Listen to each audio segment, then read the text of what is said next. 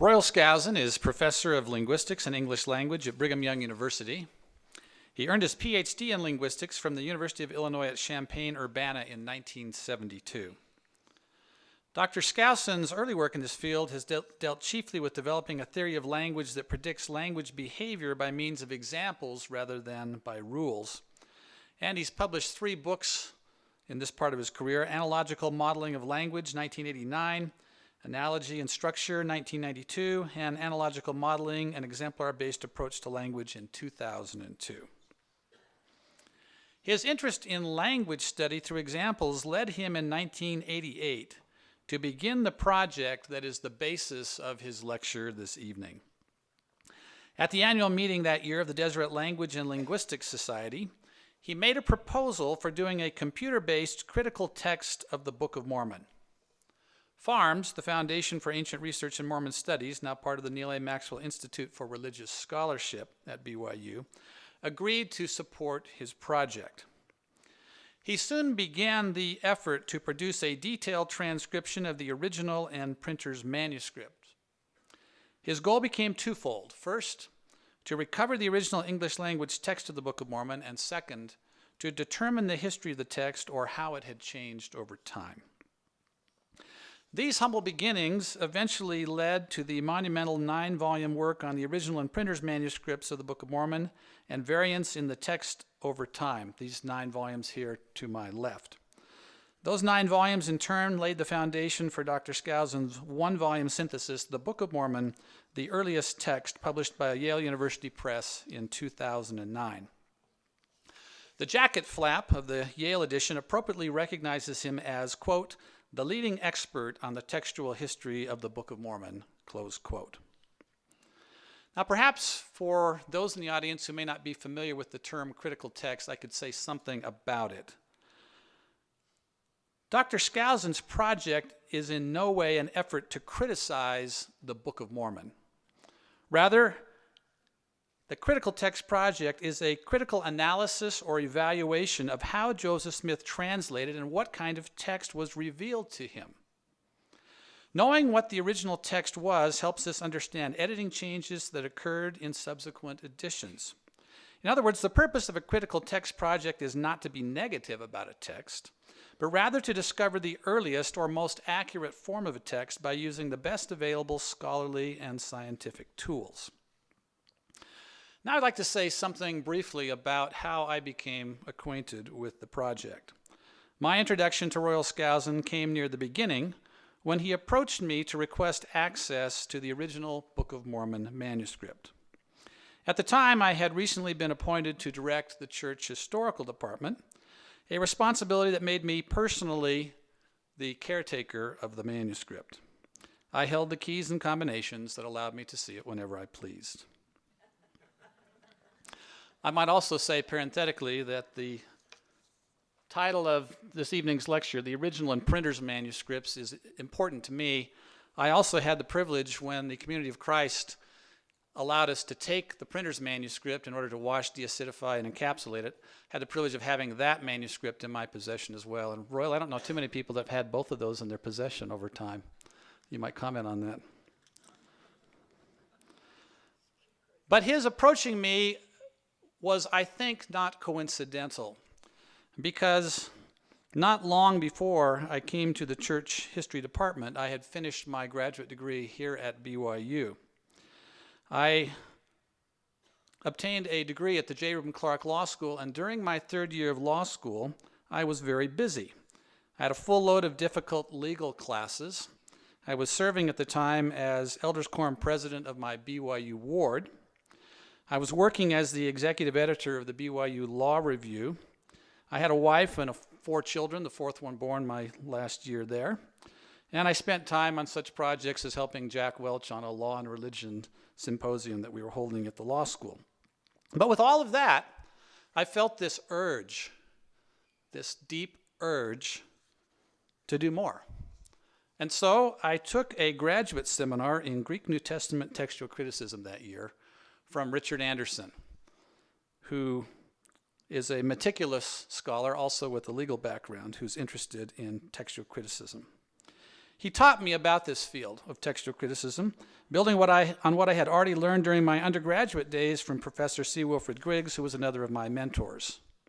At the time I took this course and the earlier courses from Dr. Griggs, I had no idea that I would soon be responsible for the original text of the Book of Mormon.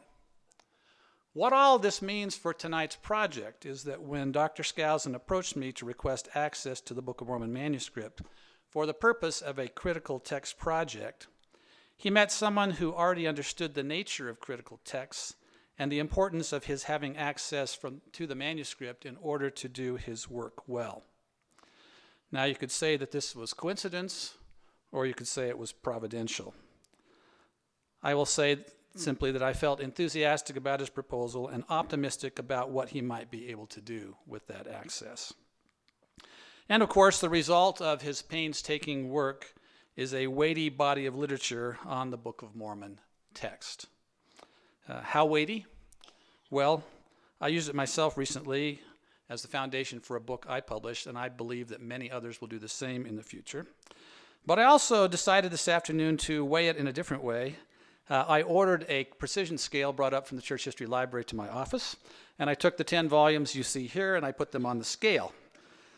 I wanted to say something to Royal that he didn't already know about this project. So, Royal, I'm happy to inform you that these 10 volumes weigh a total of 19,473 grams, which is 686.89 ounces or 42.93 pounds. So you probably don't want to carry them all under your arm at one time. The greatest value, of course, of the project, all kidding aside, is not in the paper and the ink and the binding, beautiful as they are, and this is a well-designed book. But the greatest value is in the knowledge that Dr. Skousen has gleaned from his work and has shared with all of us. He has given us the finest understanding that we have ever had of the text of the Book of Mormon.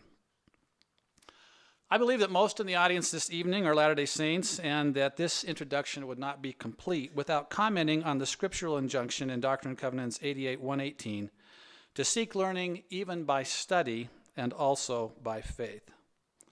Royal Skousen has applied the best study tools in his work, but he has also brought faith to his study. Although his personal testimony of the Book of Mormon is not dependent upon his work in the textual project, he has felt that studying the language of the text and doing the work that he has done has confirmed the testimony that he already have. He also recognizes the power of God that brought about the original translation of the Book of Mormon, and recognizes that today that power rests with church leaders who are the final arbiters in determining what the text will be for the members of the church. I have had great respect for Royal during the quarter century that he has been working on this project, and I commend him to you as a fine scholar, gentleman, and member of the church, and with all of you, look forward to what he has to say. Royal?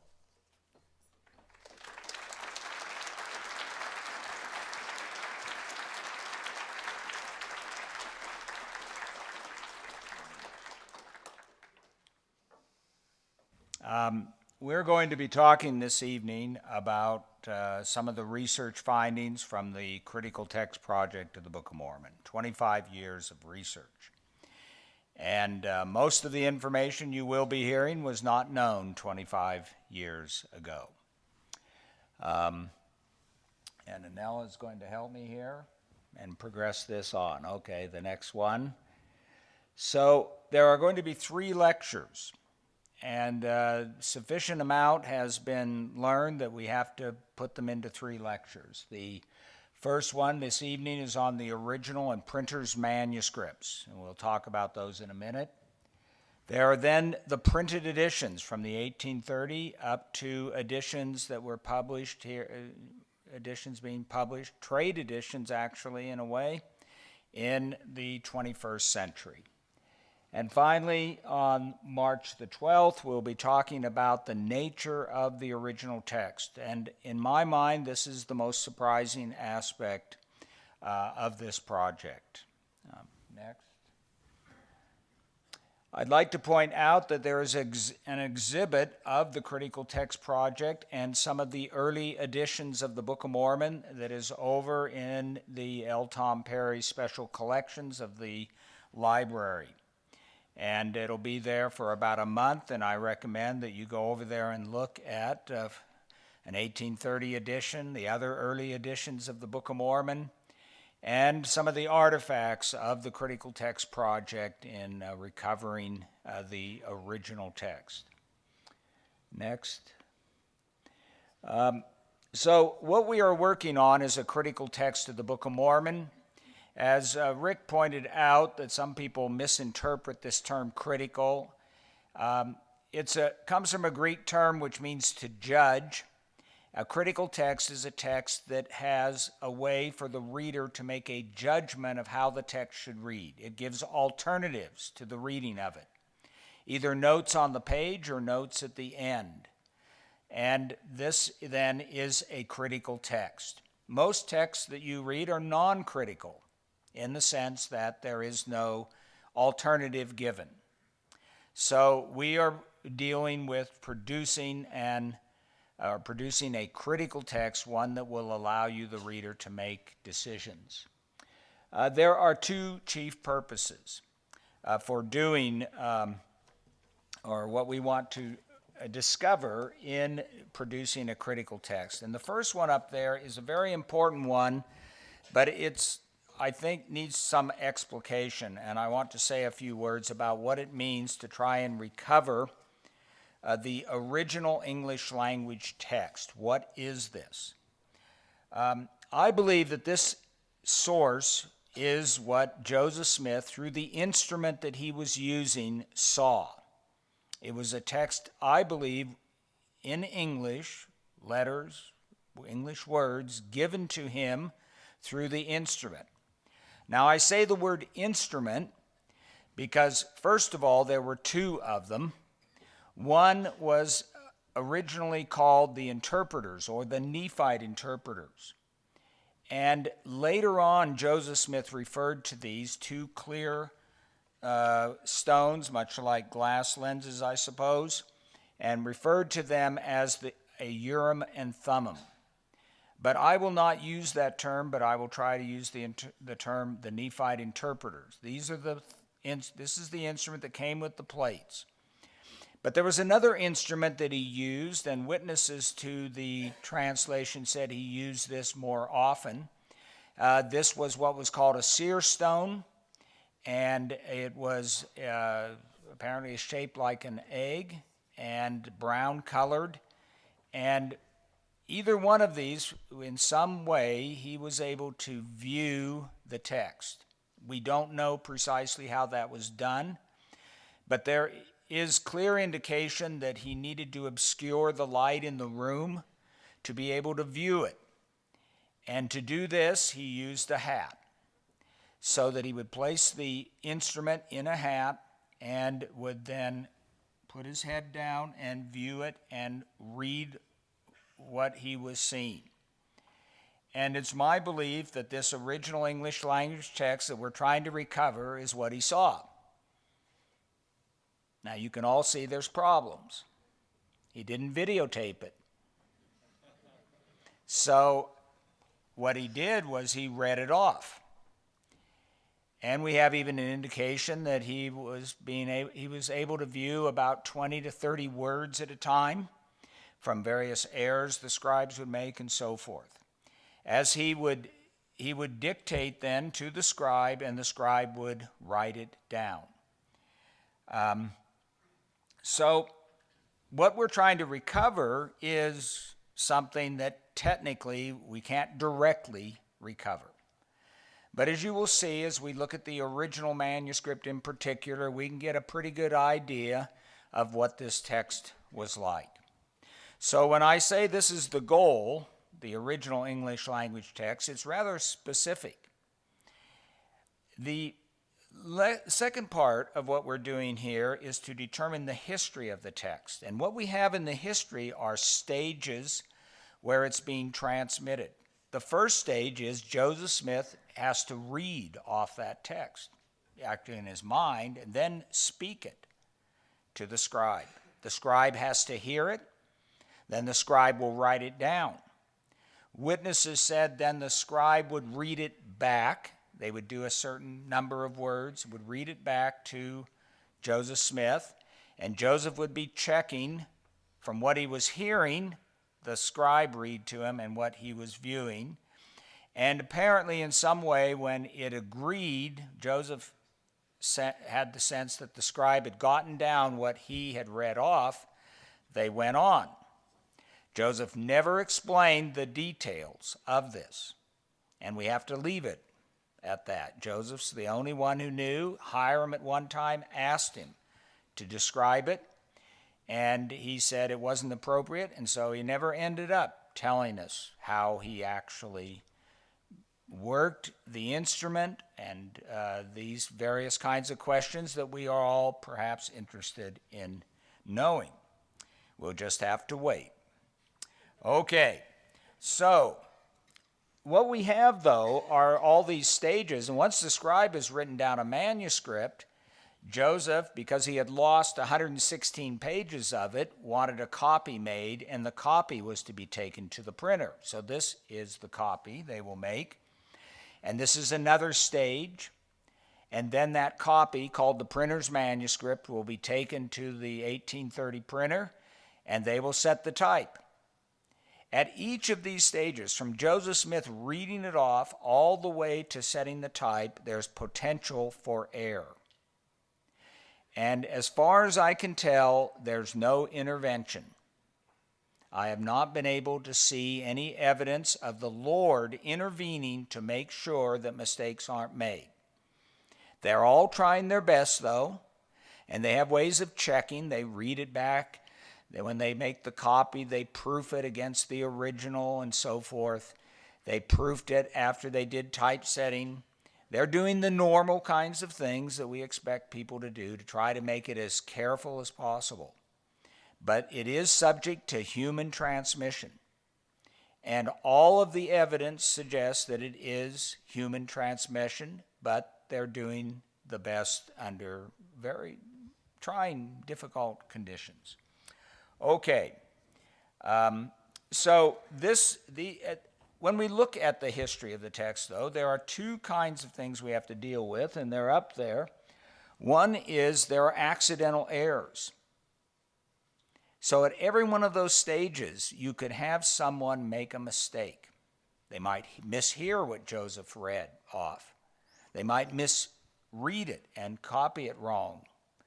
And so there are accidental errors. The vast majority of them don't change the meaning, but there are some that do occasionally.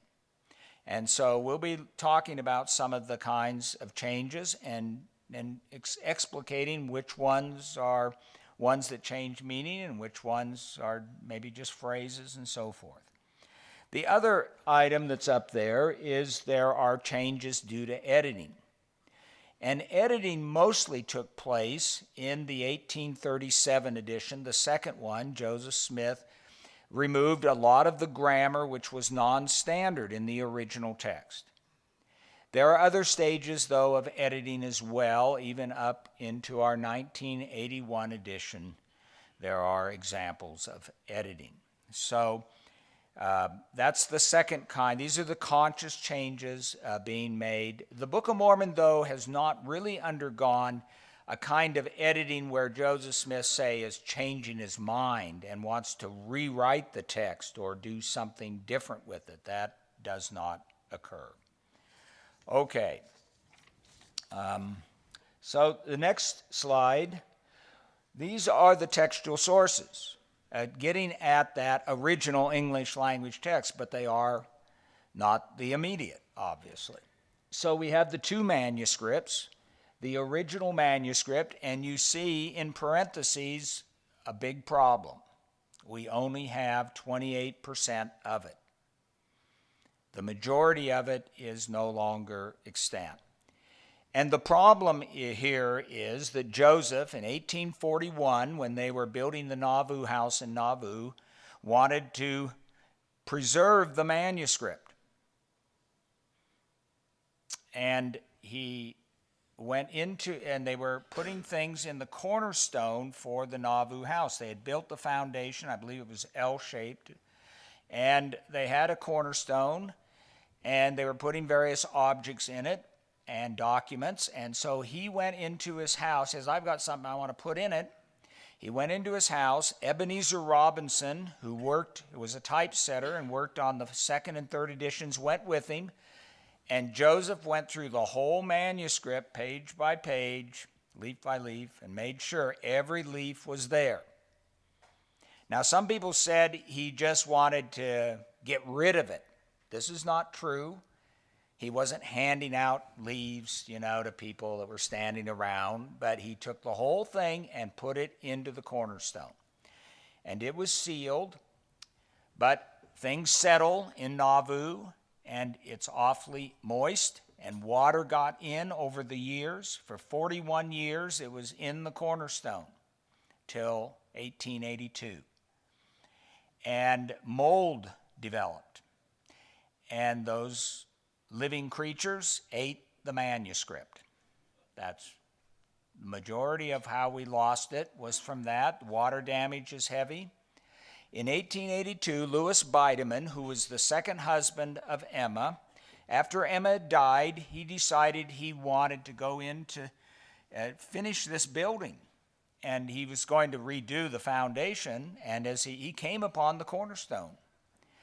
And opened it up and found all these other documents, and he also found the original, what remained of the original manuscript.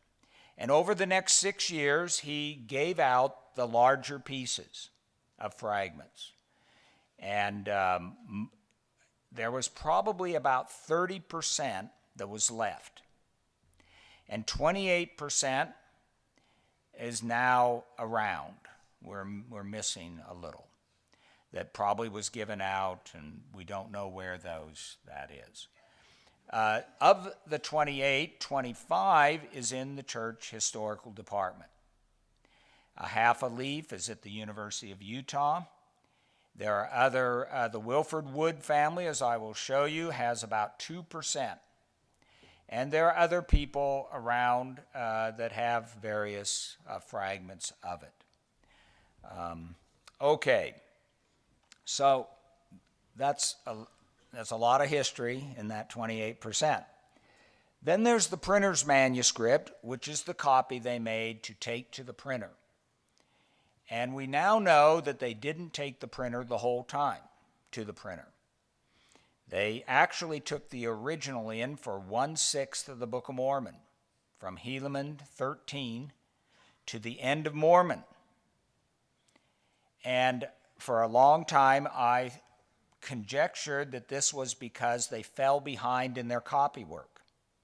I now believe that's wrong, and later on this evening I'll talk about what I think really happened to make it so they used the original instead of the printers. But for 5/6 of the Book of Mormon, the printer's manuscript is the one being used by the typesetter to set the type. So it's a very valuable document. It's virtually complete. There are 3 lines missing on the very first leaf. The leaf was curling up as it lay there, and people kept hitting it over the years, and we now have lost 1.5 lines on one side and 1.5 on the other side of it. The 20 printed editions are here, going from the 1830 to our 1981. There is a private edition, 1858 right, published in New York City, and 4 RLDS editions. And so next time I will be talking about the printed editions, so I'm going to really concentrate this evening on the manuscripts and what they tell us. Okay, the next. Now this is what I'm not going to do, is interpret this. Now, most people in the church call this the Anton transcript, but it is not. It is not the piece of paper that Martin Harris took to Charles Anton. We don't have it. Mark Hoffman created one for us, but it's no good.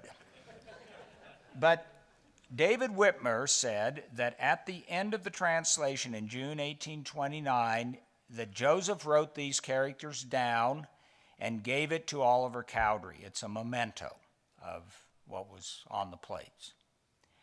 And there's very good evidence that this is correct. And it was in Oliver's possession when he died, and then David Whitmer had it. But David Whitmer, unfortunately, after the first telling of this, started saying that it was the Anton transcript, and it isn't. So we have to probably come up with a better name, the characters, the memento, but nonetheless, it does represent characters. The actual Anton transcript had a translation underneath the characters. This is not that because it is the actual end of the paper. There's no translation, and there never was one provided on it. But in any event, this obviously represents the characters behind the English language translation, but no one's been able to connect it. I've seen a few attempts. They're pretty, I think, miserable. I don't want to offend anybody here who's done it, but I haven't seen anything particularly good in those attempts or anything that could be plausible. Okay, so sometimes I say we're going to do the original language of the Book of Mormon. I mean the English language. I've got this up here because I'm not doing this. That is, we're going to save it for someone else. Okay, next one. So there are these publications of the critical text, and they're here, and they are also available if you want to buy them, or other places, of course, as well. In 2001, we published the facsimile transcripts of the 2 manuscripts. So it took I started in 1988 making the first transcripts. It took till then to get them in print.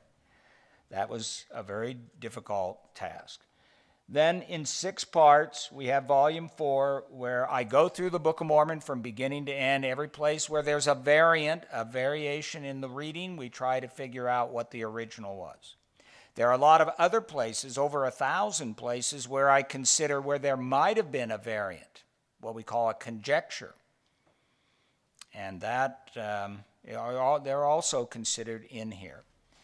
And then in 2001, I published with Yale the earliest text, and basically it's the 6 books.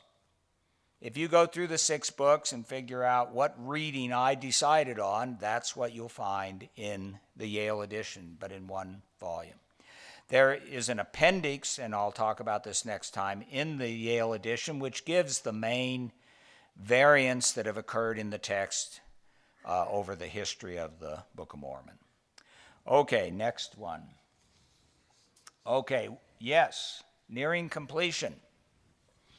So I am in the middle of doing the 3rd volume, the history of the text. You'll maybe wonder why I'm doing the 3rd one after the 4th.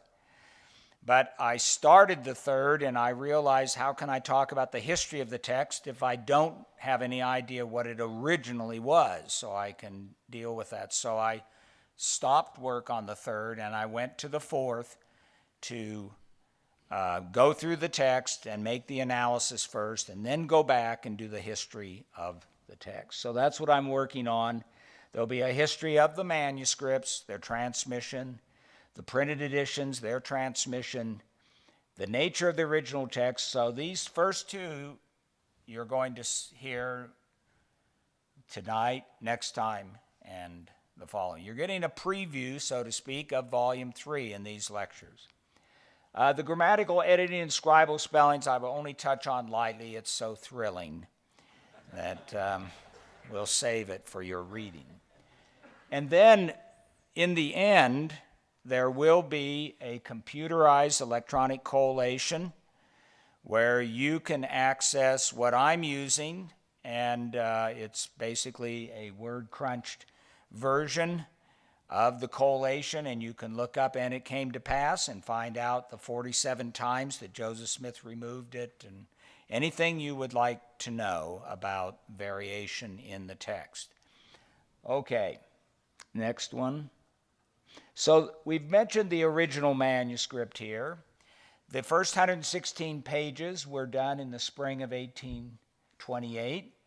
There's pretty good evidence that Joseph Smith not only finished the Book of Lehi, but he got into the Book of Mosiah. The first chapter and probably the first part of chapter 2, we use the Roman numerals here for the original chapters, were probably part of the 116 pages, and they were lost.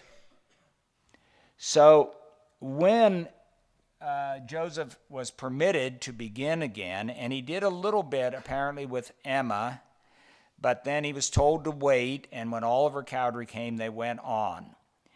And the evidence is pretty strong now that they worked their way through Mosiah, then Alma, and all the way to the end of Moroni. And then when they were at the Whitmers, at the end of the translation, they did the small plates. The first Nephi, second Nephi, Jacob, and the little guys. And probably maybe the words of Mormon.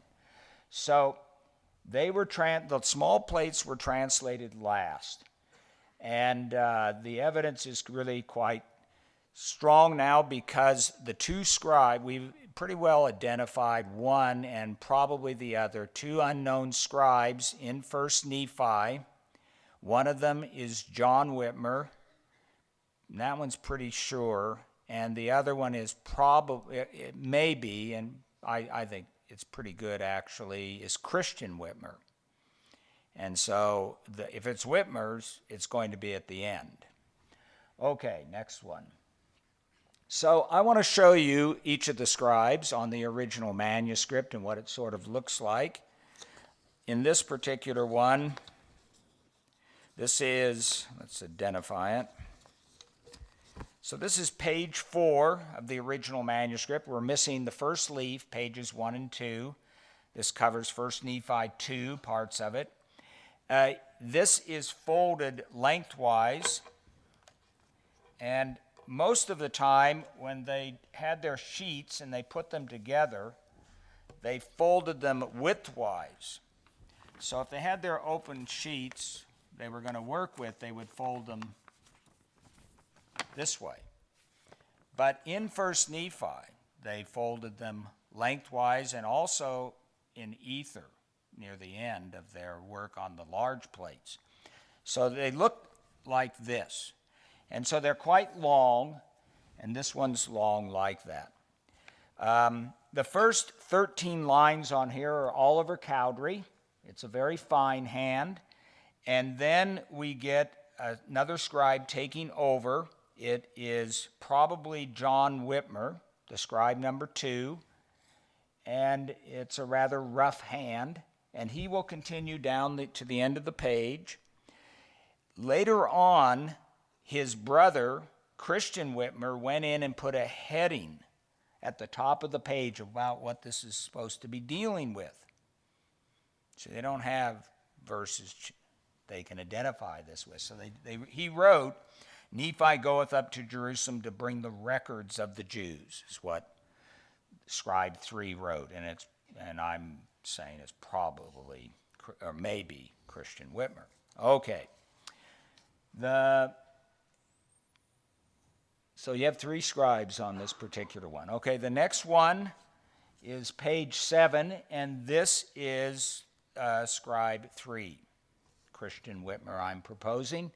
Notice his eyes are all lowercased, except at the beginning of a line. He writes like he's writing poetry. These are not professional scribes, so they will do things that we might be surprised about. Okay, the next one is a very surprising one. There are in here 20, let me get the number right, 28 words, a little bit heavier hand in the middle. This is in Alma 45. This is Joseph Smith. He is on the manuscript for 28 words. And the next slide, we'll see it in red.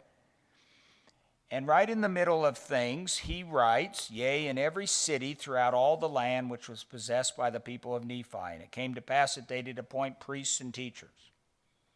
He just sort of intervenes sort of in the middle of things and writes these words. Now, when this was discovered, a lot of people said, aha, this is where Oliver tried to translate. And he did a little. And Joseph took over as the scribe. But I think this is wrong. I actually don't think Oliver ever even really tried. He never, I think we misinterpret the D and C section. I think what happened was he tried to get a burning feeling to confirm that he should do this, and he couldn't get it. He just got a stupor of thought. So he never tried. But in this particular case, what really seems to have happened is 4 lines earlier, Oliver starts, he's writing, and he writes, "with the Lamanites," and then he writes, "they had become exceeding," and then he has a word that just goes, It may be dissenting, I don't know. They had become exceeding. He's falling asleep. These are humans. They have to deal with real exigencies in life. And this is the only place in all the manuscripts. Oliver writes every letter carefully. He's not like me when I, write something out. He writes every letter carefully except here. 4 lines later, Joseph Smith takes over. And I think Oliver was just exhausted. He was really sleepy and says, I can't finish it. Now the question is, why doesn't Joseph just say, okay, we'll come back to it? And there's evidence to suggest that when Joseph was viewing something, when he was given the words on his screen, so to speak, he has to get them off. He has to read them off, because when he quits, the instrument will come back to the next place where it's supposed to be. He will lose the words. Emma says that when he would come back, he didn't have to be told where he was. They just start up where they had left off. And my belief is that Joseph then said, okay, go take a nap, and I will finish up what I'm viewing. So that's what I think he did. He's viewing and he's writing, and he seems to write actually in sort of clumps of 3 or 4 words with a little extra space between them, so that he is covering what he was viewing, then he can quit too.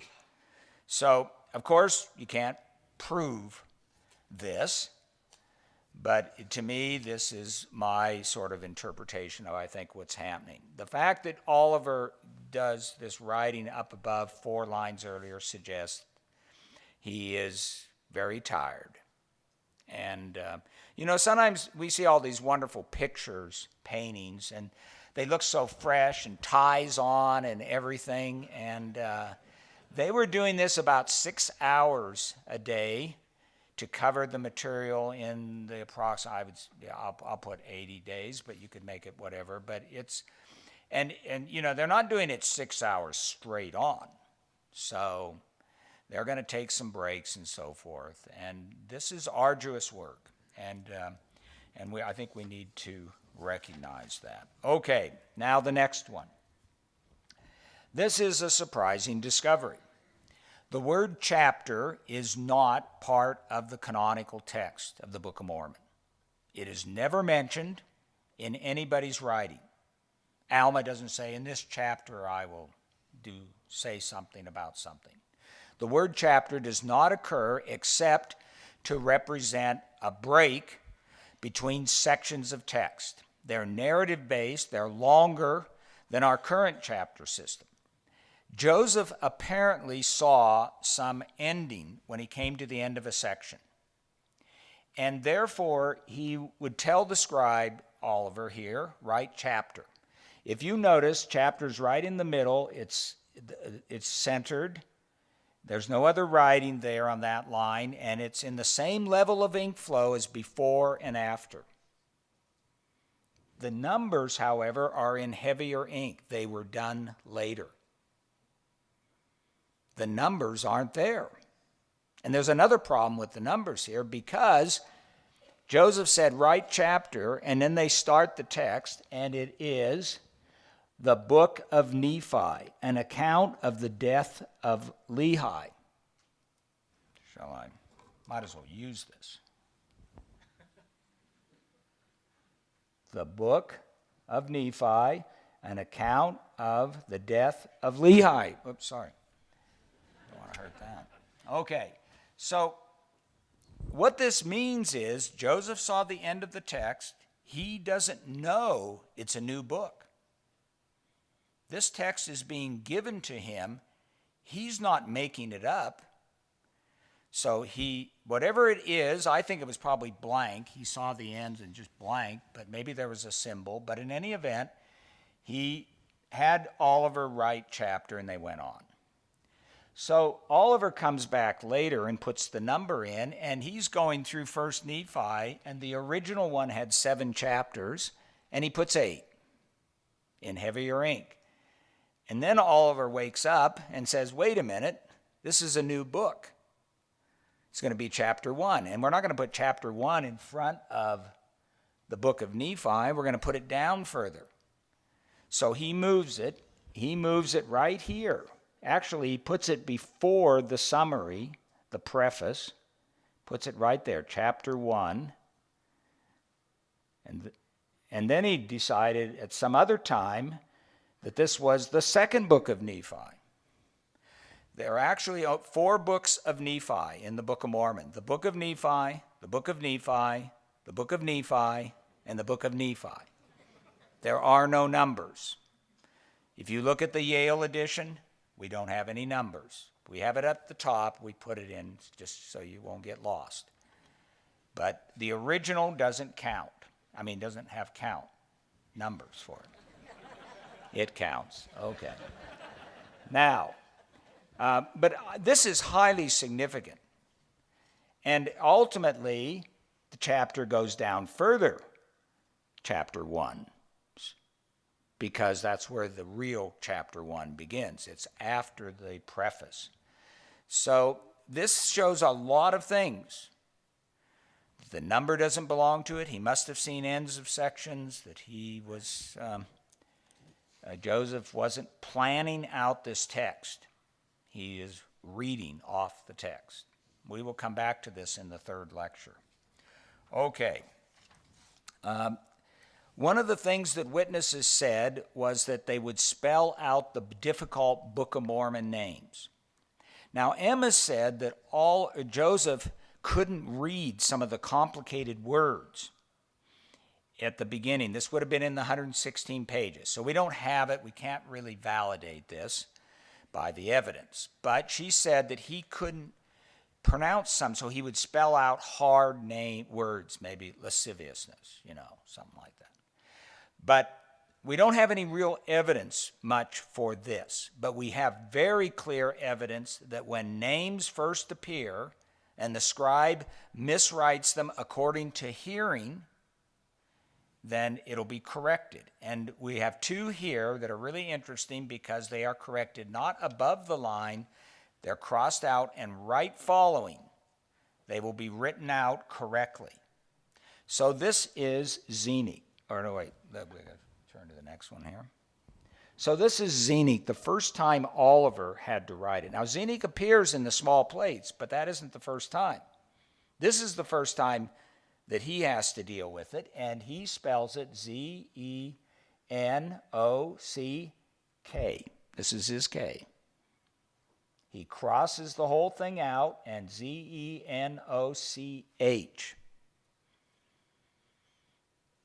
Now this shows several things, but it does show they probably stopped, and Oliver wrote it, and they said, oh, wait, how do you spell it? And Joseph spells it, and they write it. Notice it wasn't done later. This is immediate. Notice also, actually, CK is not a good way to end a name in Hebrew. We get K, and we get C, and we get CH. The name is like Enoch. CK is an English spelling. So Oliver tends to write Zenic as CK. CK. That's his natural tendency. So he got it right this time because they stopped and did it. But when he came to the Printers Manuscript and he copied a handful of Xenics, he misspelled every one of them as CK. And this is why your current text has Xenic with CKs, because Oliver reverted to, and it's because actually the first Nephi one had a CK, because by then he had forgotten. They usually only did the name the first time, but since it's sort of out of order, it caused problems here. Okay. The next one is the most interesting, because this one actually, well, let me just say something about the Xenic. Someone could say that, well, he didn't really spell it out letter by letter like the witnesses said. He just said Xenich. Change your pronunciation and get ch in there. Like what, Chevrolet, something like that. Okay, now this one, Coriantumr, is one that can't be done this way. So Oliver, this is in Helaman 115, he first writes it out phonetically like he heard it, T-U-M-M-E-R, Coriantumr. Crosses it out, Coriantumr. Spells it correctly. Notice this. He never did an R like that anywhere else. He's saying, how can you expect me to spell this? There's no vowel. And he couldn't. And even if Joseph had said Coriantumr, we'd still have a vowel problem. So this pretty well shows they were spelling them out letter by letter. Or you could say Joseph picks up a sheet of paper and writes it out and hands it to him, but that's very doubtful given what witnesses said and so forth. Okay, so there is evidence for what witnesses are saying. Now I might point out that in this room, Joseph will place the instrument in the hat. The plates remain wrapped up according to Emma, not being directly used. In fact, none of them have seen them except Joseph at the time they're doing these. And so the work will be done with witnesses that can come in and see certain things. The witnesses will say things that aren't really accurate as far as what Joseph Smith was doing, what he was seeing. How can they witness that? But they can witness spellings and the placement of the instrument in the hat and these kinds of things. And there are 6 first-hand witnesses, and they all basically agree. One of them is not LDS, the brother-in-law of Emma. And they all essentially agree on the process that they observed. Okay, next one. Well, this is our cornerstone, a photograph of the cornerstone where it lay. Okay, next. The assistant church historian at the time, Andrew Jensen, was back there near the end of the giving out of the bigger fragments, and he received 2 lumps of fragments from Bideman. And he said Bideman poured fragments into his hat, but it cannot be poured fragments. He dropped 2 clumps. And this is the one that comes from Alma 10 through 13. And you'll notice, actually, that we don't have anything from the 3rd leaf, the recto, the right side, the verso, the other. Probably what happened when they took it apart, it just sort of disintegrated into little bits. And so we don't, I haven't been able to identify what other little parts. There might be some remaining, but anyway, we have from 5 leaves, and this is Alma 10 through 13. Okay, and the other one, the next one, will give the other lump, and this is from 19 and 20 of Alma. So by this time, Bideman just has little clumps of things. What we didn't know is that he had a little packet of loose fragments that he was keeping back. And Andrew Jensen thought he was getting the last. And maybe that's what Bideman said, but there were actually some more. So we're going to look at that here. And let's turn to the next one. Okay. In 1991 in the summer, I heard that the Wilford Wood family up in North Salt Lake City, in their museum, had some potential fragments of the original manuscript, and it was described as perhaps dust. But I wasn't put off by that. I said, well, I'm going to go up and see if I can look at them, see what it is. And so I went up there, and the family, after some discussion, let me see in a cellophane packet what was purported by them to be fragments from the original manuscript of the Book of Mormon. And I knew very well I didn't want to open these up right there, and I needed to get professional help. And so I arranged with the library here at BYU, Robert Espinoza, head of conservation, we were going to take these fragments, we would take them out of their lump that they were in this cellophane, and would basically separate them and flatten them, and then photograph them, and well, actually see if they were from the original. So here we are discussing this on September 30th, 1991. In the center, we have Richard Glade, the grandson of Wilford Wood. Wilford Wood plays a very important role in church history and was a collector of Mormonabilia. He was a furrier by trade. He also bought properties up. In fact, he bought the plot, the land where the Nauvoo Temple is now, the original temple site. Many of our church sites he bought originally, sometimes in the name of the church, sometimes privately, and sometimes for the church without telling people. So we owe a tremendous amount to Wilford Wood. He is passed on, and his two,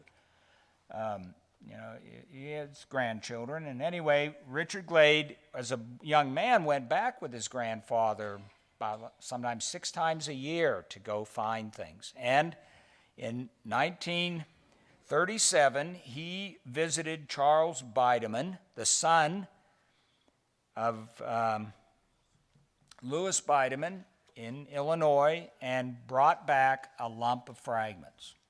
So that's what we're looking at here, and Richard has brought them down to the Harold B. Lee Library, the Conservation Lab. Okay, the next one.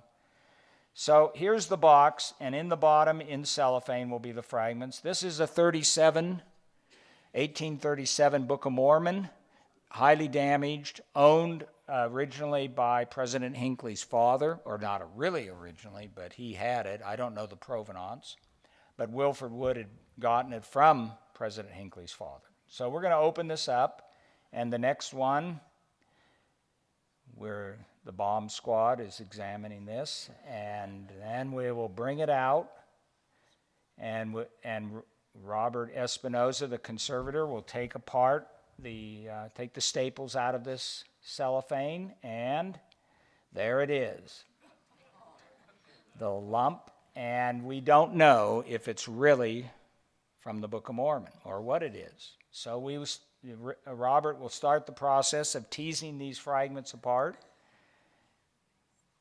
and you can see a bunch of little ones there, and we have some big ones. Really excited about some of these, and so we will continue. This is a picture of the lab, the 3 conservatives. They're all Catholics. This was a selling point to the family. They were concerned that if the fragments were there, we Mormons are we might really want to have these fragments, but the Catholics will just do their job, so just take care of these things. So that was a selling point, and it was good. And they did a wonderful job, and you see the fragments here, and they're now rolled out and so forth. Okay, we used a humidifier it's so dry here, and sometimes when we'd open these up, they just sort of shatter on us.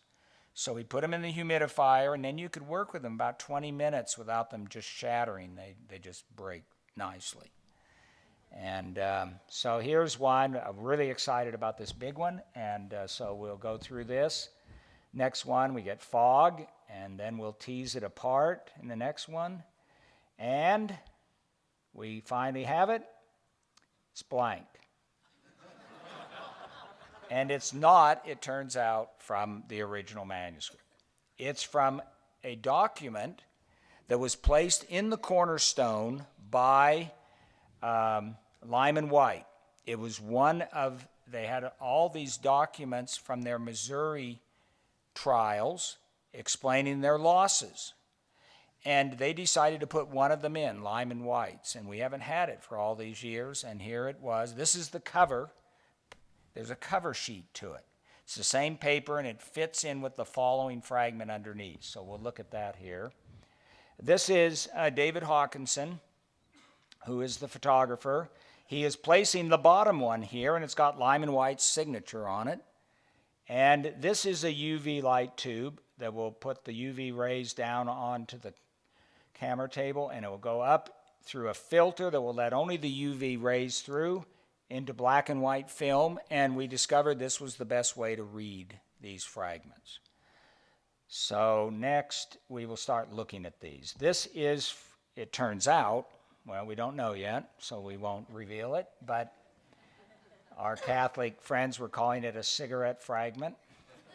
So we will unravel this, and you will see the damage. This is water damage, just laying on top of it. And the original went out, I believe it's, yes, it's this side, another third.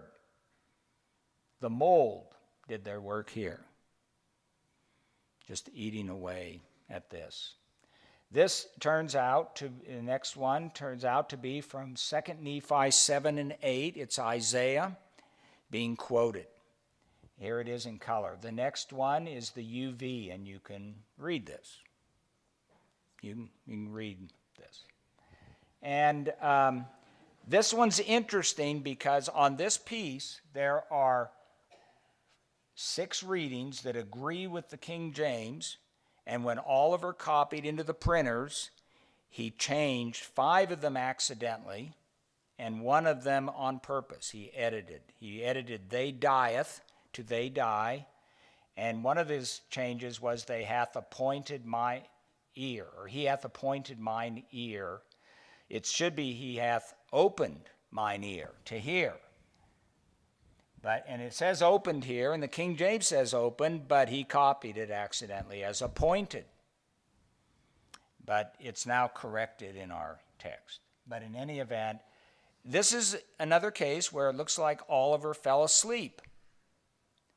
Because this is hard work. He usually makes about 3 changes per manuscript page, and all of a sudden in a few lines he makes 5 of them. So he is getting tired, and he probably stopped because it doesn't continue. Okay, next. This is a nice one from 2 Nephi 25, and we'll look at the ultraviolet because it's really clear.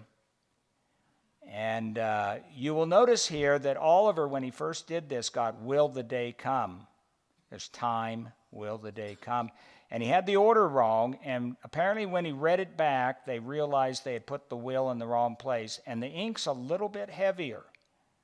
This is a sign that he probably dipped his quill before doing this. So it probably was not an immediate one, maybe one while they were reading it back. Okay, next. This is a document from the end of Jacob. It has the word that anti-Mormons love. So we'll look at the UV so we can read it. Brethren, adieu.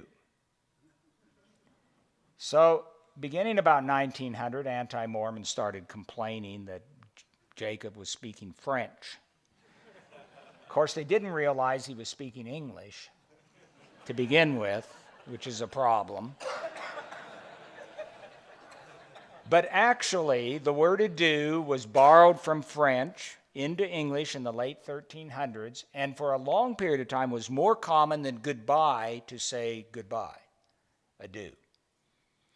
And beginning in the late 1800s, though, it became this affected usage, and it fell out of normal usage, and so it became identified as French. And only then do the anti-Mormons latch on to this word. So I would say we'd have a problem if this said something, like brethren, adios,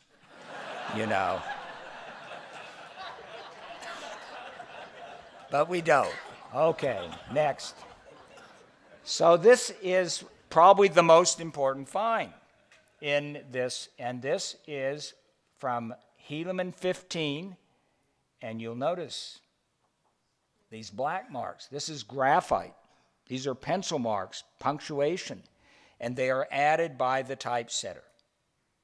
This means the original is being taken into the print shop, not the printers.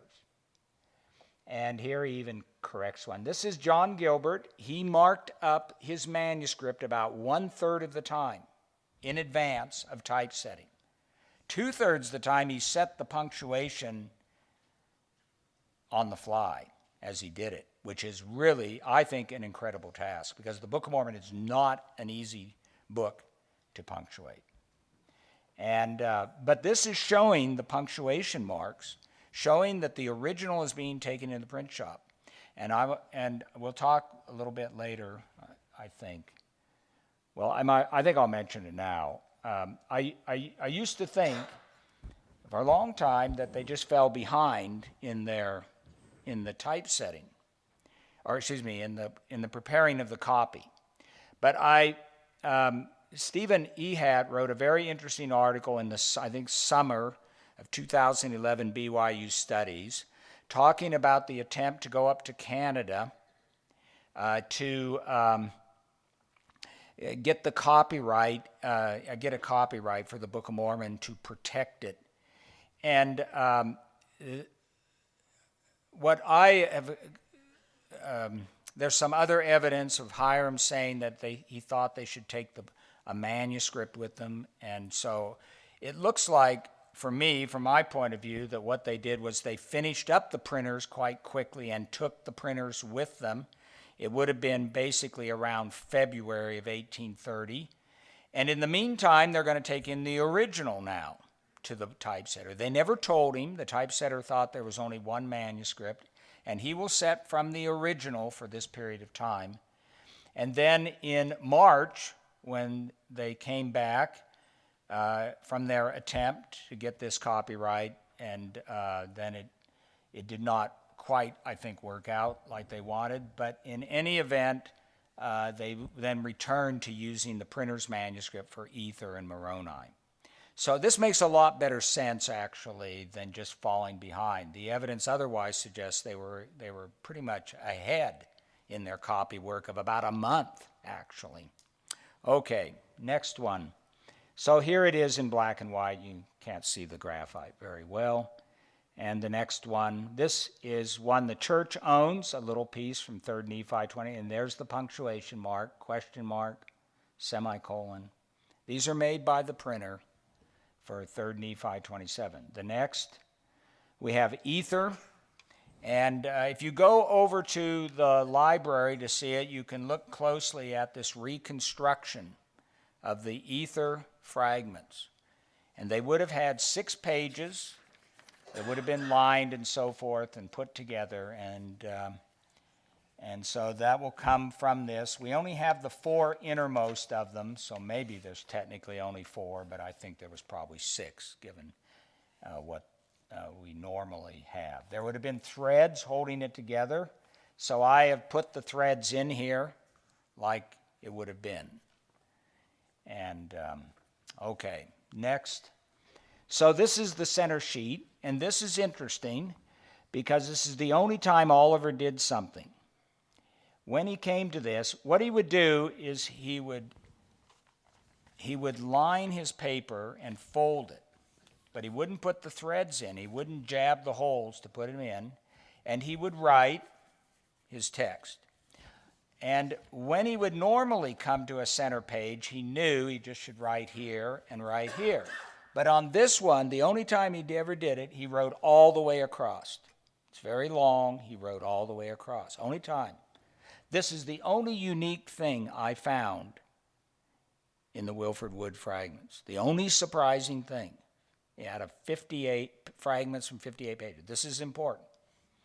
Okay, next we have, this is the black and white. You see this is highly damaged, and the conservatives put little bits of a special kind of adhesive tape to hold them when they sort of came apart as they were working with them. Next, so here we have what I believe to be a forgery. When you have 28% of something, and this is a valuable document, why not make more of it? So here is what I believe to be a Hoffman forgery, Mark Hoffman. This surfaced at the University of Chicago in the early 1980s. And there are, in 4 pages, 2 leaves from Alma 3 through 5, there are about 40 unique things. Now remember, I just saw 1 in 58. There's 40 in this. And the one that's pretty striking, what made me realize it was probably a forgery when I got to the second line of the transcript, is and. So the next one, you will see how and is here. A-N-D, A-N-D. Oliver Cowdery's hand, sort of, pretty close. Oliver never writes little a-n-d in either manuscript. Thousands of ampersands, a capital A-N-D. Twice he did a little A-N-D, but it really isn't little. The A's big. And the reason it's big is he started to write another word, and so to correct it, he overwrote with a big, as Johnny calls it, a one-story A. So these are really unique. Out of thousands, 16,000 plus 8, over 20,000 ands. He never did this. This is not a good sign for this document. So why do I think this is a forgery? Well, every Hoffman forgery has a teaser. And the teaser in this document is more man.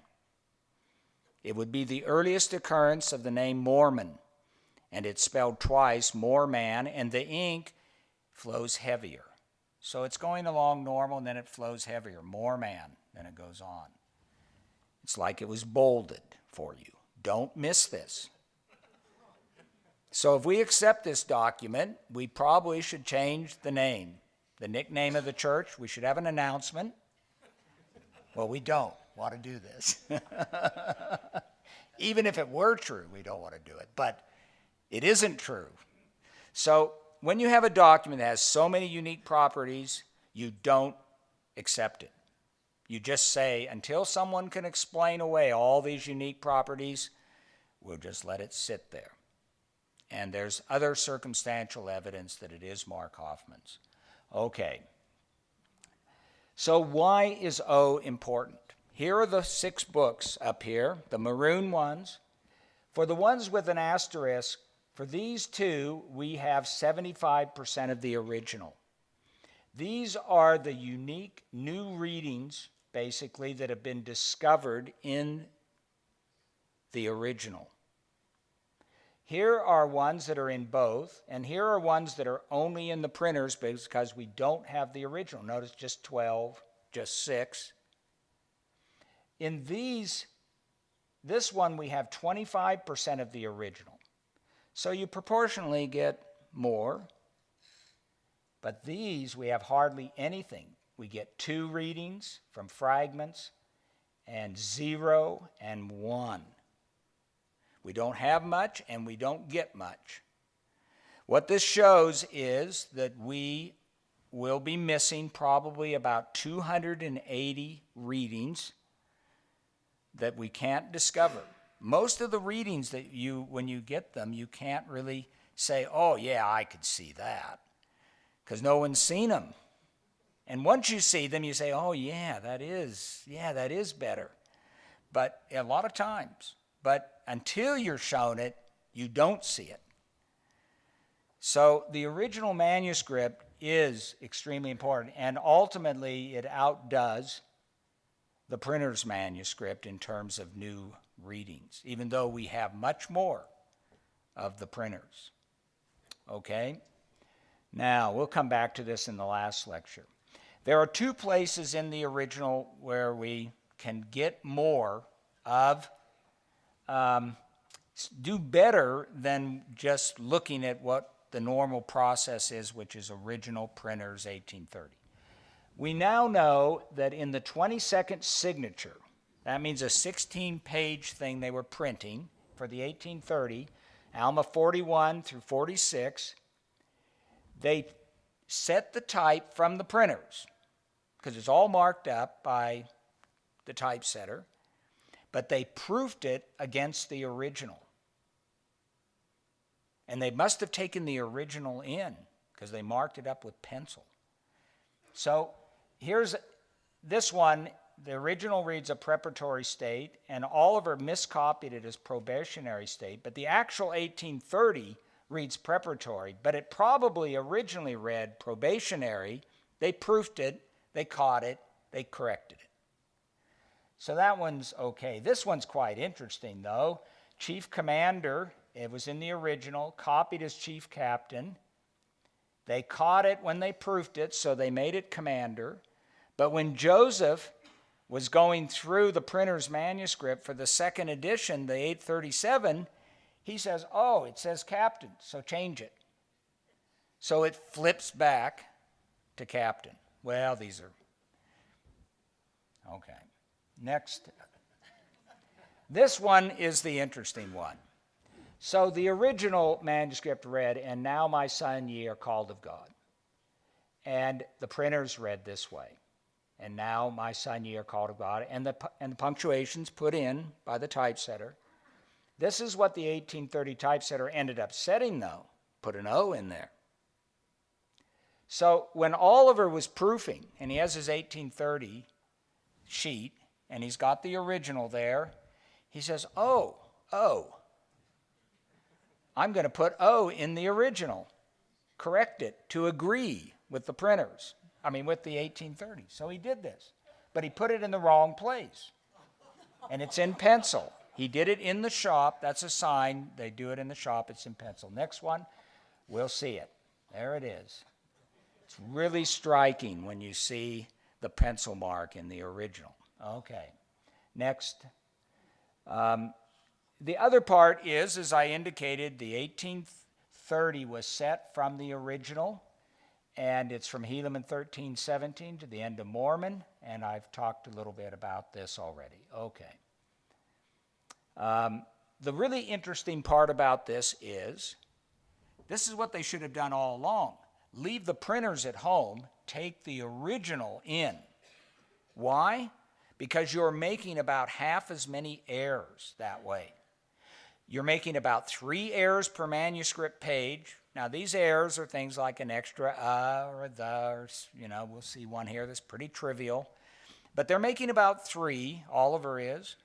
The typesetter's making about 3, but if you take the original directly to the typesetter, you'll make only 3, not 6.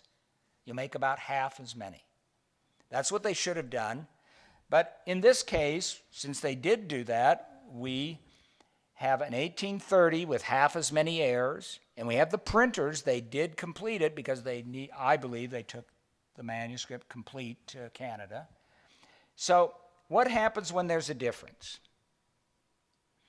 If they're both the same, see, we don't have much of the original here, but if they're both the same, we'll say, okay, that's probably what the original was. They copied them both correctly. It's possible they made a mistake and both of them made the same mistake, but it's sort of less likely.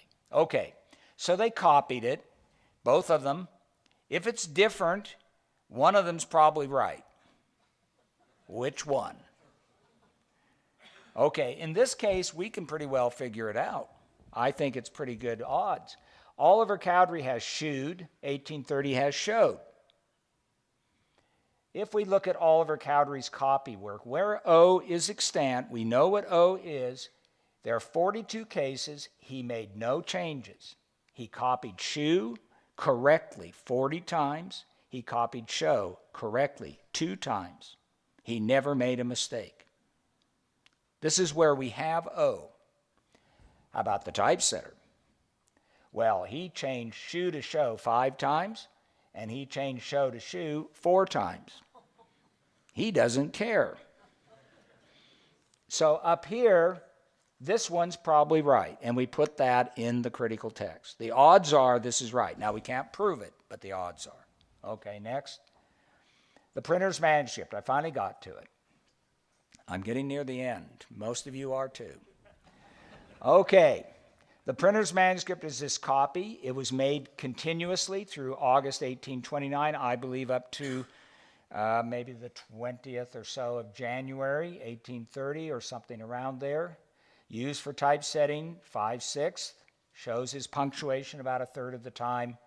And it was marked up by Joseph Smith for the 2nd edition. Apparently, we don't know for sure, but it looks like Oliver had an 1830, and they were reading it together, and Joseph was marking up the printers, and with mostly grammatical changes, and Oliver was marking up that 1830, which they will give to the typesetter. So the next shows the very first page, and here it is. It starts out, the book of Nephi, his reign and ministry, and here's the bottom. There's half a line barely there, and there's more of it. In 19 photographs the RLDS took, you can read more of it, a little bit more. Okay, next. Here is a blow-up of the middle of that. Here's Joseph changing to be to is in heavier ink. Here's Oliver when he was copying. This is Oliver's hand. He skipped. He just said in the commencement of the reign of Zedekiah. So he had skipped the of the. His eye skipped it. And so he put in first year of the. Here's one where he wrote repent of, and he erased it and wrote or over it. When you write or over it, it feathers. The ink will go because you've taken the sizing off the surface of the paper. And here's that, and it's supposed to be the, so Oliver's making corrections. Here's the typesetter putting a P in, and the P means that it's a new paragraph. He's doing the paragraphing. And so it's all one big paragraph. He remembered this. It just beginning to end of a original chapter with just one big sentence, he said. No punctuation either. Okay, next one. This is a facsimile transcript. And we put in precisely what's there. The 2B is crossed out. The P is there. This is inserted. In this one, I don't have the of going to or. It's actually in this one down here where it'll show all of that. In a transcript like this, we do it line for line and exactly how it is. And if there's some weird word, we can't really read it, but it doesn't make sense. We put it in anyway. There's one referring to fasting and proping. There's one referring to the temporal baby, not temporal body. Now, you can guess it's body, but praying or the other one, fasting and proping, you have to decide whether it's prayer or praying. So we do an analysis of which one it should be. Okay, next. We know that John Gilbert, the typesetter, asked to take home the manuscript so he could mark it up at his convenience. And apparently, he said it happened after a few days, but it really was about a month later, and they were in Isaiah, and this is why he wanted to take it home. He wanted to, at his leisure, go through the Isaiah, get the punctuation out of the King James, and just do it at his leisure. So for 2 nights, apparently, he did this, and this is where he took it home, and it's in heavier ink flow. So you can see all these heavy ink flow punctuation marks that he made. And he also, right here, it says that, but it should be at, and it's probably because the scribe in the original misheard at as that and wrote that. So he corrected that, which is, I think, a correct solution. Okay, next. This shows that the book of Mosiah in our current text begins with chapter 3, the original chapter 3. And it's up at the top, and we'll show a blow-up of that. So here he comes to peace in the land, and he wrote this, and he wrote chapter, and then he puts in 3. There was a space originally for it, and he put in 1, 2, 3, Roman numeral 3. And then he keeps going, but later he comes back to it. He crosses out the second and third one to make it chapter 1. He inserts the Book of Mosiah. And if you look at the beginning of Mosiah, there's several problems with it. First of all, if it's the Book of Mosiah, how come it starts out with Benjamin? Every other book, when it says the name, it's the person it starts out with, not somebody later. This Mosiah is his father, and apparently chapter 1 dealt with his father, Mosiah, leaving the land of Nephi, fleeing, and the Lamanites then wipe out those that remain, and he finds the people of Zarahemla. Then the second chapter is probably Benjamin's reign, his wars and the various things, difficulties he had. And 3 then goes with Benjamin's final address, or he's getting ready to give over the rule to his son and then his final address. So it's in the middle of things. There's no preface. The preface is missing. So all the indications are our Book of Mosiah is aborted, so to speak, or the beginning portion has been cut off. Okay.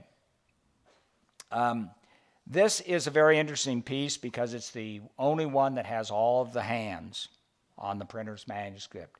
This is the unknown scribe 2. I believe it could be Martin Harris. And this is Hiram Smith. He's identified by his capital D's everywhere. Everywhere. When Hiram missed some words, and so he inserted it when he proofed it. They are proofing this against the original. The typesetter goes in and puts punctuation, particularly with Hiram's writing, and he also corrects some of the spelling. Hiram is actually not a very good scribe. It looks sort of good. I can always tell how much time I have to spend on the transcription. The worse the scribe, the longer you have to spend on it. That's my rule of thumb. Okay, next. On November the 6th, I believe, 1829, Oliver wrote to Joseph and said, "We have gotten up into the copywork to Alma's commandment to his son." He didn't give a chapter number. He identified it this way. And then, so we know where they were, and they're actually about a month ahead of the typesetting. So there never really was a problem getting behind. So, okay, we turn to a blow-up of this. He wrote to Joseph that it was the Alma commandment to his son in the singular, but this is the printers, but the original had a plural. He corrected it, and he uses blue ink. He uses blue ink to line the rest of the page, and he puts in the number in blue ink. This shows the number wasn't there originally. And it also shows where they were on November 6th, right here. Okay, next. This is what typically happened to a sheet when it went into the printer. They cut it up. They would slice it down the gutter. They cut it here, apparently, well, either to give to 2 people to typeset or maybe 1 to proof or something. Later, they were pinned together, and the stains from the pins holding it, you can still see there. The typesetter brutalized this manuscript. Okay? Maybe that's not a fair word to use, but next one. But this is the part that's 1/6 never got into the print shop. And this, you can see the threads were in there for decades, up to about early 1900s, and they stained them. And you can see the holes that were here. They go down. The RLDS, remember their first presidency, liked red ink. So when they bought this manuscript, he marked it up. He accidentally marked it there. But it isn't touched by the typesetter. It has Joseph Smith's changes for the 37. There are these heavy ink ones.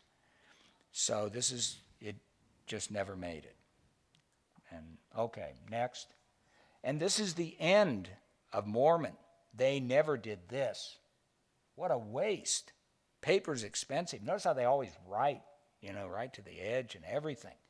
They're trying to save this, and in this one, the Scribe 2 just quit. And the reason I think he quit was that when they did the catch-up work, Oliver jumped ahead to do Ether and worked on Ether and Moroni, while this scribe went from 3 Nephi 19, that's where Oliver had gotten to, up to the end of this. So they're working together in January 1830 to get it done so they can have a complete manuscript. That's my proposal. Okay, the next. This is George Schweik, the grandson of David Whitmer, who inherited the manuscript. It originally was in Oliver Cowdery's hand, and when he died, 1850, he was visiting with his brother-in-law, David Whitmer. His wife was a Whitmer. And David got the manuscript. He also got the Anton transcript, so-called, from Oliver at that time. And anyway, when he died, David Whitmer, in 1888, George Schweik, the grandson, had it. He tried to sell it to our church for $1,000. No, $10,000. I'm sorry, $10,000. A lot of money in those days. We didn't take it because it was just another copy of the Book of Mormon. Now, this has a big history, actually, because Joseph F. Smith got into, and Orson Pratt got into an argument with David Whitmer about whether this was the original manuscript or the copy. And they showed to David it was the copy, but David never really gave in. So, in any event, we did not buy this copy because we had thousands of copies of the Book of Mormon. But what a copy. But we have access to it now, and they did preserve it. They even had a fire in their print shop, and they had it in a fireproof safe. We are lucky. We are lucky. And anyway, George Schweik sold it to the RLDS church for about $3,000 or something, and they used it for their 1908 edition, which up to our 1981 edition was the most advanced edition in restoring original readings because it was based on the printers in many cases. Okay. Here, I'm getting near the end of all of us here, but so this is what's called the flow copy or copy flow that the RLDS lent to me. It's a huge thing. I didn't weigh it. I should have. And here is an actual 1830 on top of it, and I used this then to make my original transcript. But I needed to go back to check it against the manuscript. You must always check against manuscript. All photographs lie. Even if they're in color, whatever they are, they all lie in some way. You just don't know it. Okay, next one. So here's the manuscript piled up. They put on here, this is the title page. Actually, it's actually the copyright statement. And it wasn't originally here because it's folded downward. The original was page 1 going up and causing trouble. The next. So here I am at the headquarters or the archives of the RLDS church before their temple was built.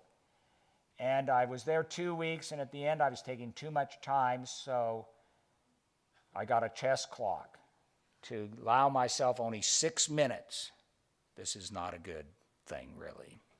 But I had to be done. They were going to throw me out. So I did it this way.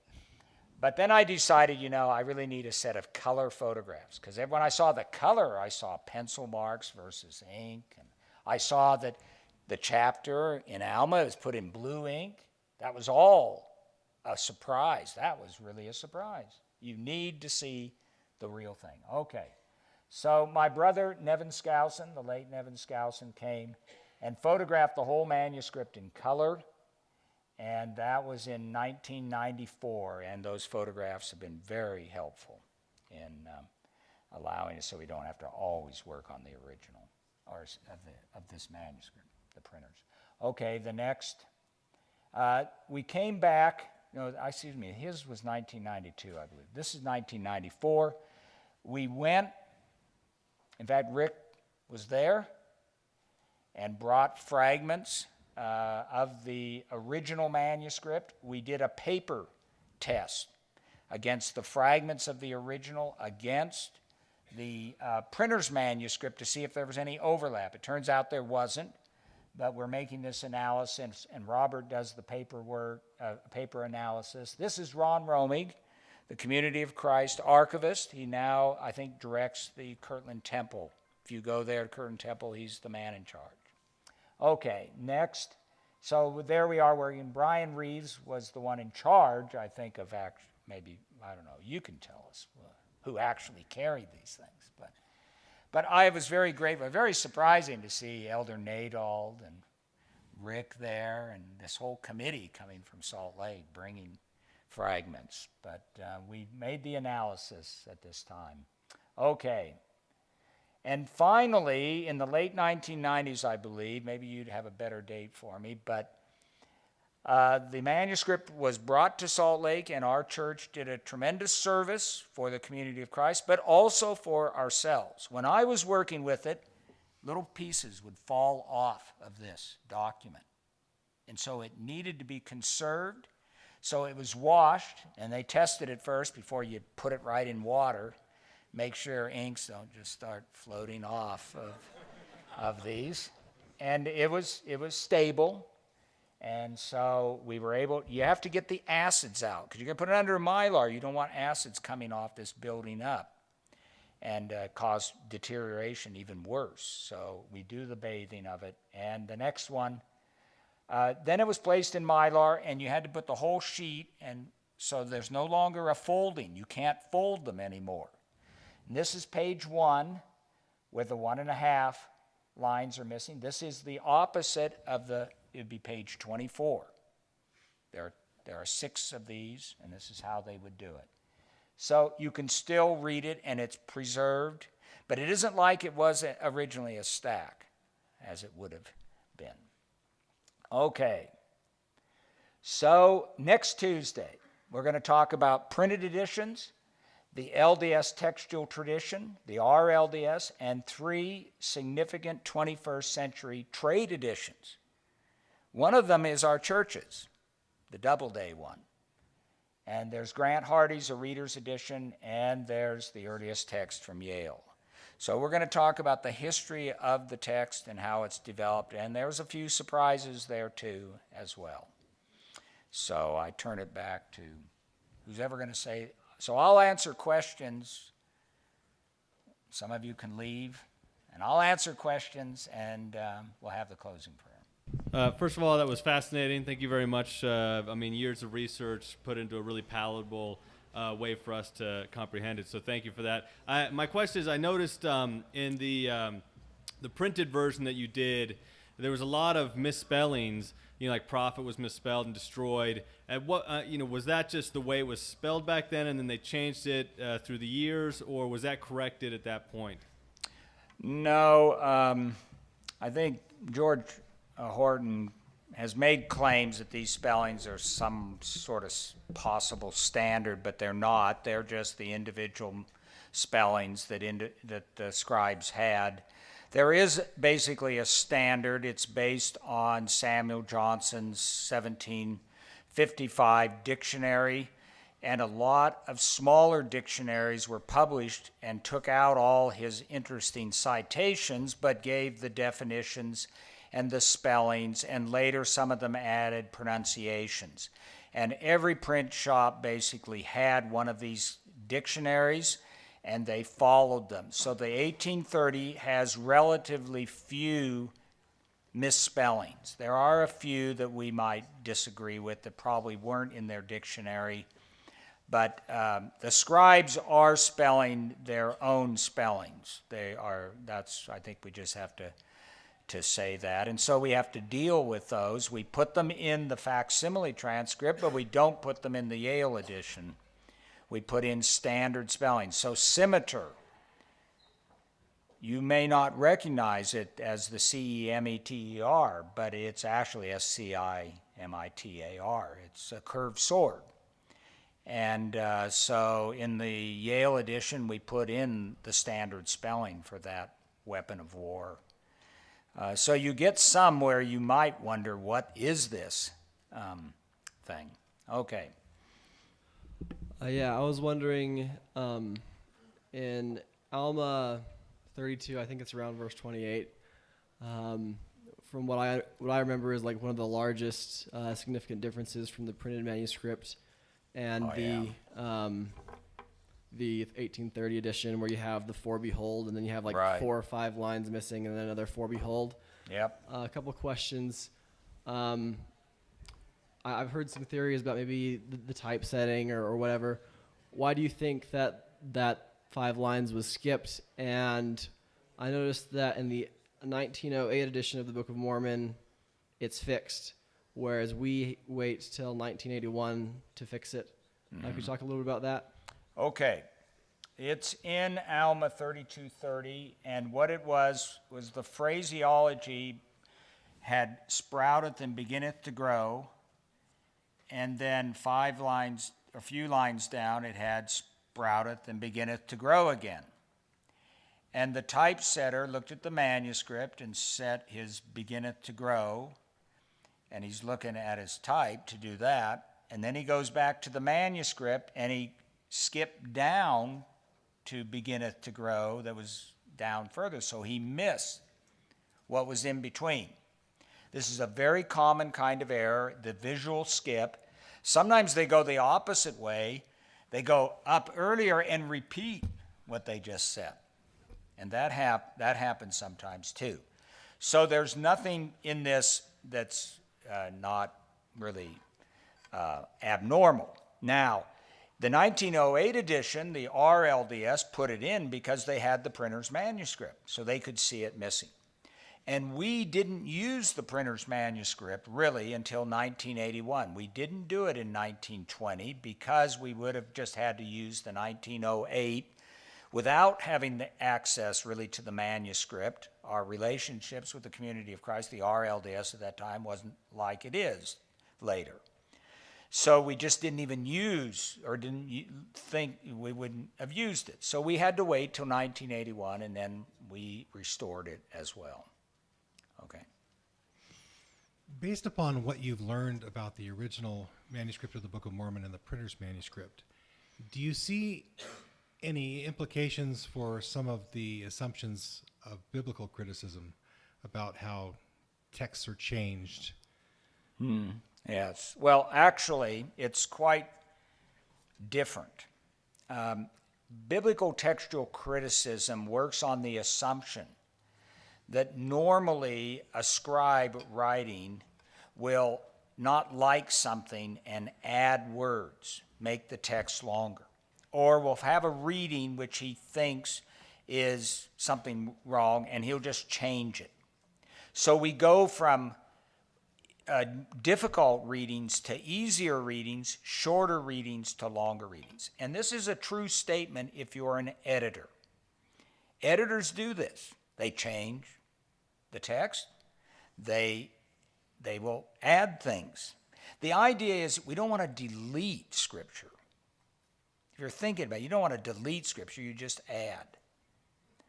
When Shakespeare is done, they have different versions of Hamlet. They put them all together. We mustn't delete Shakespeare. So we put them together. Well, now those are editors. But what I found when you look at going from the original to the printers, Oliver is not really an editor. He's a copyist. His job is to copy the text. And he that's his fundamental. He's not sitting there thinking, I don't like this reading, I'm going to do this. There are a few places where he might have done that. But the vast majority of cases, he will take a perfectly fine reading and make it difficult. He'll make a mistake. Or he will delete. So when we compare, he will make more difficult readings 3 times more frequently than easier readings. 3 times. And he will add to the text only 1 time, but delete accidentally 10 times. The text gets shorter and it gets worse. This is the opposite of the assumptions of biblical criticism. But if we go later and look at the editing of the Book of Mormon, where they're consciously doing it, we find these kinds of things where something's added, where the text gets fixed up. So the biblical people, and actually some have argued, Emmanuel Tove has been one that argues, he's the head of the Dead Sea Scrolls Project, and he has argued those 2 assumptions are fundamentally inappropriate when you just have copyists. You will get more difficult readings, and you will get the shorter readings by accident.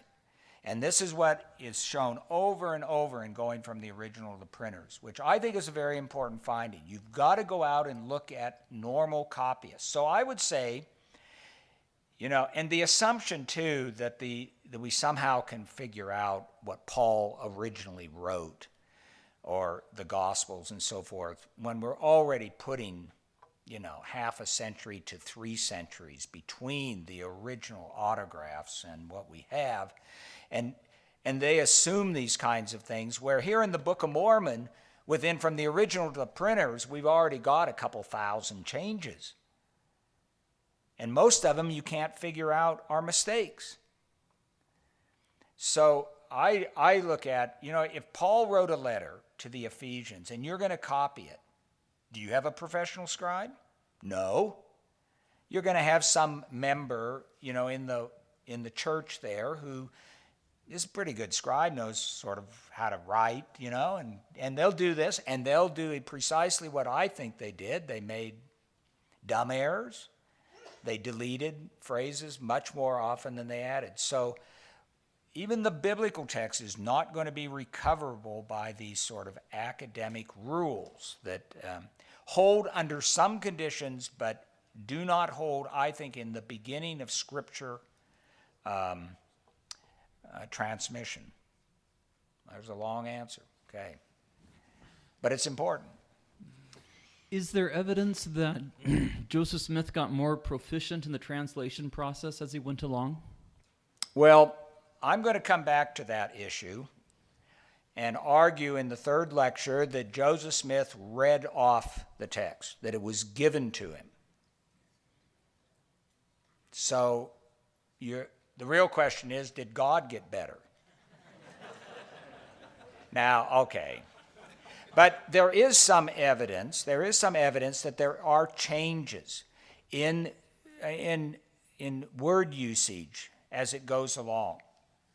So wherefore being replaced by therefore, I don't remember, maybe it's the opposite, but there, something you will get wherefore maybe being used more at the beginning, then near the end it goes to therefore. There are some things like that, but either one works, and I don't see any particular evidence. I think it's fairly uniform in terms of syntax and so forth. The Savior, when he speaks, has some of the most contorted syntax, actually, in the Scriptures. And it's even in your current text. They are very long. He starts out and he gets going, and then he realizes he isn't finished, and he has to start over again, and he'll do this several times. And he might be hard to hear in general conference. You might have trouble with the Savior. So we have to take what it is that's there, Yeah. Okay. A couple of the more significant changes made by Joseph prior to the 1837 edition, where he added the son of, 2 references to God. I'm just wondering, do we have any idea what was going on through his mind to give us a reason why he made those changes? Well, he's referring mostly to a Mother of God reference, changed to, in the 1830 it says, the Mother of God, and there were complaints by our Baptist friends that this was a Catholic tract. This is a Catholic expression. And Joseph Smith, for about the first 100 pages of the 37 edition, was making changes which are more of a sort of revising, stylistic changes that he didn't like some phrase or he wanted an alternative way. And he did this for about 100 pages. Maybe every 5 pages there might be one or so. It isn't very often, but he stopped doing it, and he only did grammatical ones afterwards. But there are 4 of them in 1 Nephi where he added the son of. And one of them is now the mother of God becomes the mother of the Son of God. In the rest of the Book of Mormon, he leaves them all. There are lots of references to Christ as the Father and so forth, and they're not touched. And I think when we look at that, I would just say Joseph Smith was reacting to the complaint. I don't think he was changing any theology. A lot of people, I've heard people argue for hours over these changes. What was the original Trinitarian view of the Book of Mormon, and what did Joseph Smith change it to, and so forth. And I think he's just reacting to the accusation. We even printed the accusation in our early newspaper in Kirtland, the quote. So he changes it, and he changes the next 3 or so, and then he quits. He quits doing it. So I view it that way. Of course, we don't know. I think this is one important thing to realize. We're going to just have to wait on some of these things. What was in Joseph's mind when he did these things? But that's the way I view it, that kind of thing. Wish I had a little bit more detail on it. You said that there's evidence that Joseph Smith was receiving between 25 and 30 words at a time. Could you explain a little bit more about what the specific evidence is? Well, one of them would be Joseph will read off too much at a time. So he'll be reading off. He'll start out and he'll keep reading, and the scribe is going along. The scribe will get the beginning part, will get the ending part, and then realize the middle was missed. So he will cross out the ending part, then write the middle part, then write the ending part. If you take the beginning, the middle, and the end and put it together, there are ones that get into the 20s, the low 20s. One of them in particular they saw the Lamanites coming and so forth. It suggests that Joseph just read off too much. And when you read off too much, people can skip. So that's one bit of evidence. The other one, I think, are those 28 words in Joseph Smith's own hand, where he has to deal with what he's seen. But, it's mostly from the skips and from the 28 words. I don't recall any other kinds of evidence that are playing a role in determining that. So, it's... None of us used it, and none of us really know how it looked. David Whitmer made lots of claims. He said there was a single character from the plate, and underneath it's the whole translation for that character. I find that really rather doubtful.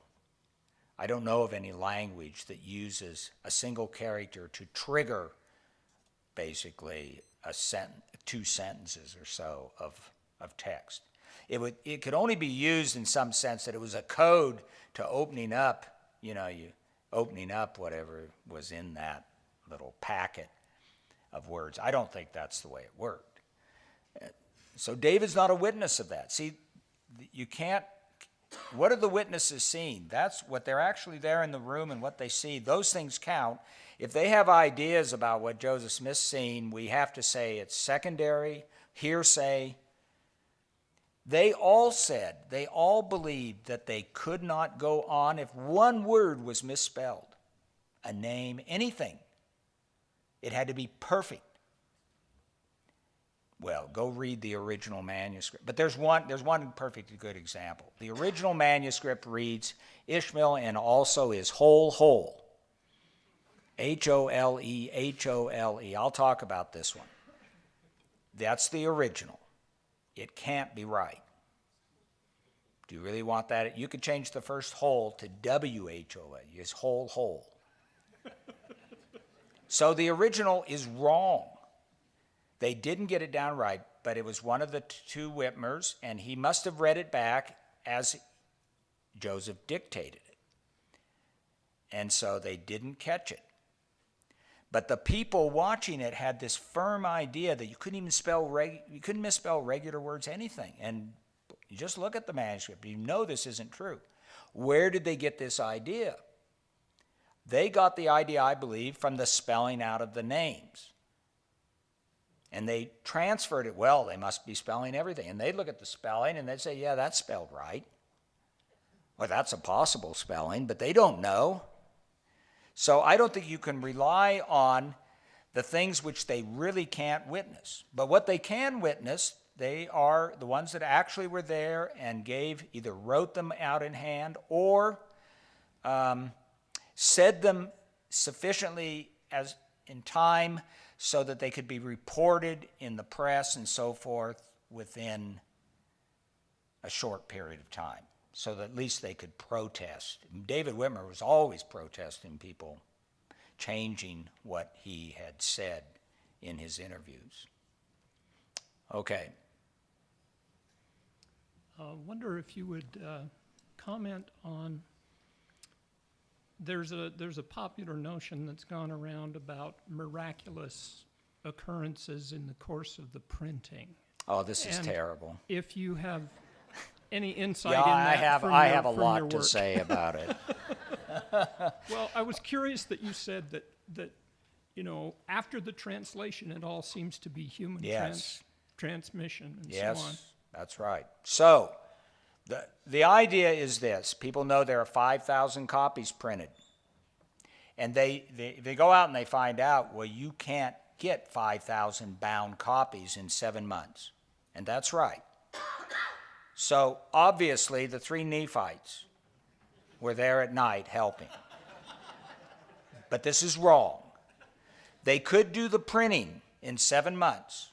They were working 11, 12 hours a day. They worked hard. It can be done. In fact, Lou Crandall was reenacting it, and they can keep up the speed, although Lou's press boys aren't as good, his inkers. I told him they wouldn't be. But they did the printing in 7 months. And a lot of people say their paper was delivered suddenly in the back, and the type came direct. It's Scotch Roman, so it came directly from Scotland. Overnight express,